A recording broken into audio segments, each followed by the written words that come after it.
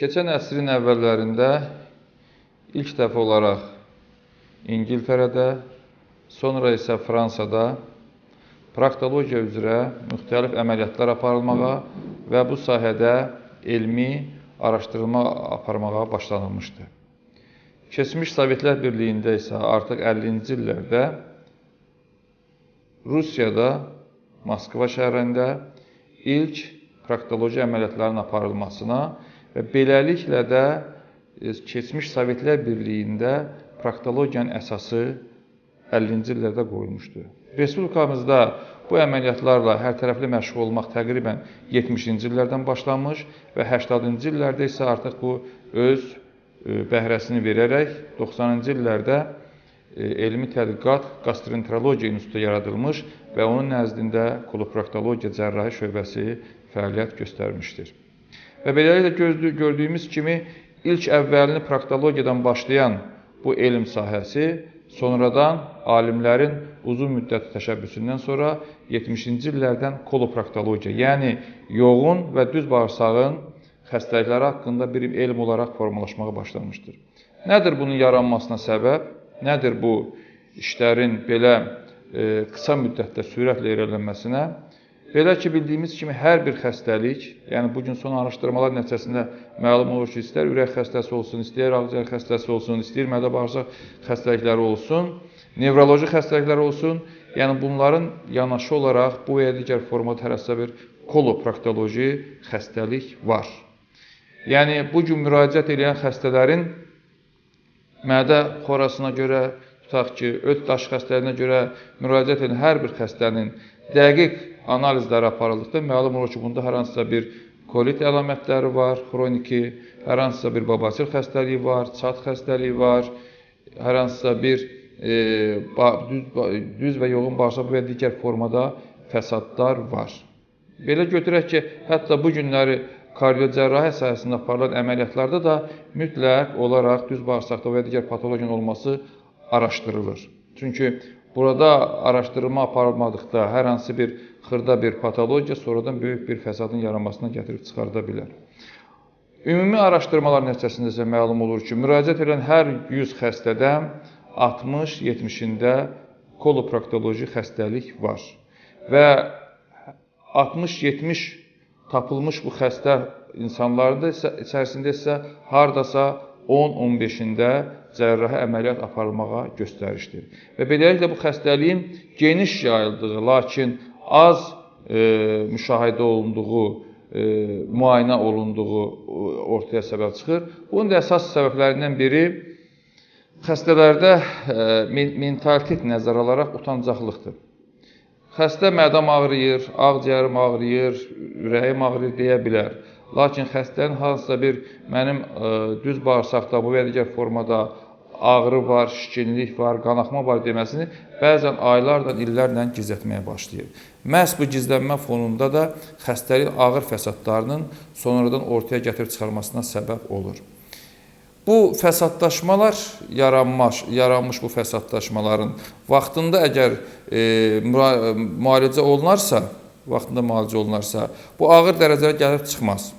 Əfsuslar olsun ki, bu günlər bizə müraciət edən xəstələrdən mən deyərdim ki, əməliyyat olunmuş hər 100 xəstədən 70-80-da artıq babasilin 3-cü, 4-cü dərəcələri olmuş olur. Anal çatın hardasa 90%-də mən deyərdim ki, xroniki formaya keçmiş formasında müraciət etmiş olurlar. Fistulaların, anal fistulaların demək olar ki, hardasa 100%-də ağırlaşmış formasında bizə müraciət etmiş olurlar. Yəni, belə xəstələrin bəzən bu dediyimiz fistulalarda xəstədə dəfələrlə parapraktit əlamətləri olmuş. Hər dəfə ya bu cərrah tərəfindən və yaxud da ki, absesin özünün açılması formasında orada fistula yaranmışdı və ondan sonra ağırlaşmış, fəsadlaşmış formasında artıq həkimə müraciət edirlər ki, bəzən bu fistulaların, mən deyərdim ki, 30-40% hallarında isə təkrarı əməliyyatdan sonra resistivlər əmələ gəlməsinə səbəb olur ki, bu da birbaşa xəstənin vaxtında düzgün müraciət etməməsi və buna görə də gecikmiş formada olduqda aparılan cərrahi əməliyyatın da bir o qədər effektli olmamasına və yaxud da ki, bəzən aparılmış cərrahi əməliyyatdan sonraki reabilitasiya müddətinin aylarla davam etməsinə gətirib çıxarda bilər. Bugünkü əsas mövzularımızdan biri də proktologiya sahəsində insanları çox narahat edən, lakin vaxtında müraciət etməyən və müxtəlif türkəçarə müalicələrlə öz həyatlarını davam etdirməyə çalışan insanlarda anal çat xəstəliyidir. Çat adi halda bəzən buna bəzi insanlar anal qaşınma, göynəmə, anal dəlik nahiyəsində olan ağrılarla fikir verirlər və dediyimiz o türkəçarə biri isti vannalarda oturur, birisi kərpicin üzərində oturmağa çalışır. Bu və ya digər formada ara həkimlərinin müalicəsində məşğul olmağa çalışırlar, lakin dəqiq olaraq həkimə müraciət etmək artıq gecikmiş formada olur. Çatın əmələ gəlməsinin müxtəlif etiologiyası vardır. Bunlardan əsas birinci yerdə duran qəbizlikdir. Yəni, xəstə bəzən həftələrlə defekasiya aktının olmaması və sonradan aparılan müəyyən tədbirlər nəticəsində defekasiyanın olması böyük nəcis kütləsinin anal dəlikdə seyrli qışanın cırılmasına gətirib çıxardır. Və bu seyrli qışanın cırılması sonradan tam sağalmamasına və beləliklə də xəstədə kəskin çatın yaranmasına gətirib çıxardır. Kəskin çatın olması təqribən xəstələrdə əgər düzgün müalicə almırsa, həkimə müraciət etmirsə, hər defekasiya aktından sonra anal dəlik nahiyəsində ağrıların olması və onun dərinliyindən asılı olaraq ağrıların 5-10 dəqiqədən 1 sutqaya qədər davam etməsi halları olur.